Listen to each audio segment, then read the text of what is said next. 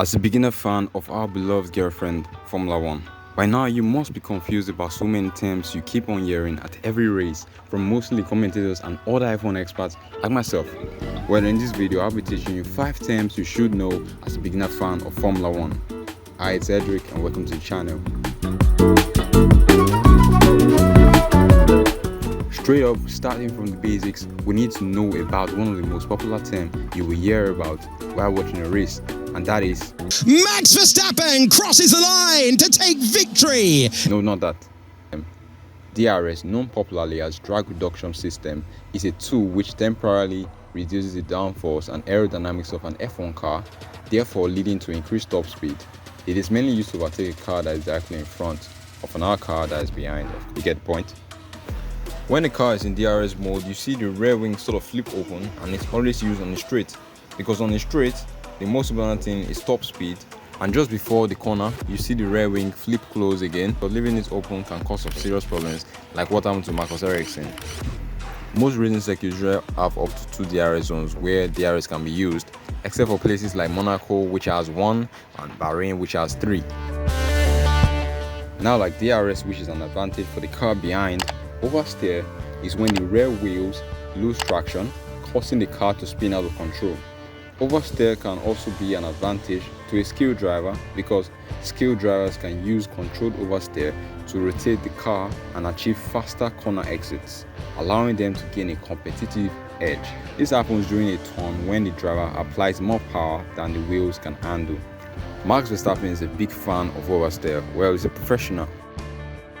These days, you can't successfully watch a race without someone's tire having a lock-up moment. Lock-up happens when too much pressure is applied to the brakes, which causes the disc to stop or rotate slower than the car's motion, thereby causing that white smoke we usually see to appear. Charles Leclerc is a popular lock-up expert. In fact, watch out for him in Monza this weekend. Now we move on to a very crucial term in Formula One, and that's formation lap. Formation lap is basically the last chance drivers get before starting the main race. It helps to warm up the car tires despite the engineers wrapping them before.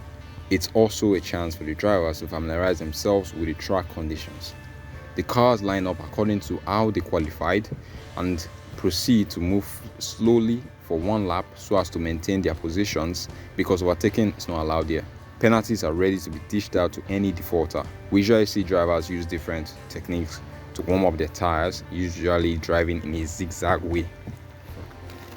And finally, we have probably the most important term in a race, which is the pits. But you will hear more of pit lane than pits on TV. The pit is the area at the circuit where we have the team garages, and the pit lane gives access to the pits, and driver speeds are limited both in pit entry and pit exit. The drivers usually have to stop at least once in the pits during a race or a sprint, usually to change tires or other mechanical parts that can be easily replaced, and that's called a pit stop. Senior members of each team see their special stations with banks of computers on the pit wall, located on the track side of the pit lane closer to the circuit to monitor their car's performance during practice, qualifying and the race.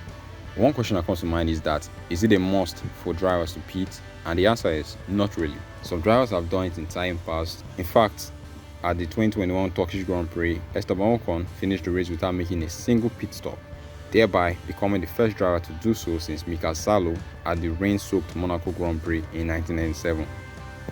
Now, these are just 5 of the many terms in Formula One, so if you want a part 2 containing terms like the chicane, the flags, the podium and others, just hit the subscribe button and let me know down in the comment section. In the meantime, I know it's always meantime, you can learn all about tires right here, but please forgive the quality. I just started back. Peace out.